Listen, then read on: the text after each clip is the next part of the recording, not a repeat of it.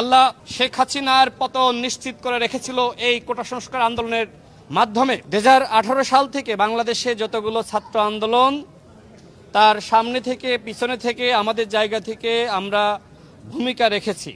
এবং আমি আমার জীবনে এখনো পর্যন্ত বাংলাদেশের বর্তমান মাননীয় প্রধানমন্ত্রী তিনি আমার উপরে অনাস্থা স্থাপন করবেন এরকম কোনো কাজ করি নাই।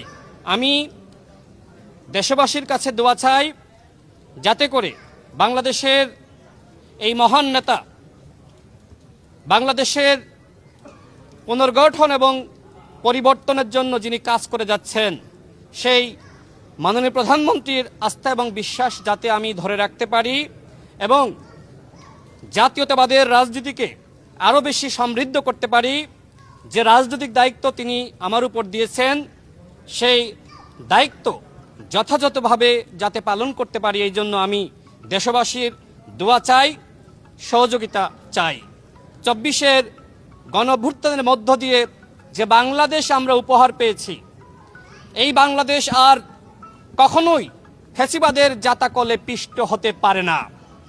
সময় এসেছে রাষ্ট্র পুনর্গঠনের, এই রাষ্ট্র পুনর্নির্মাণের।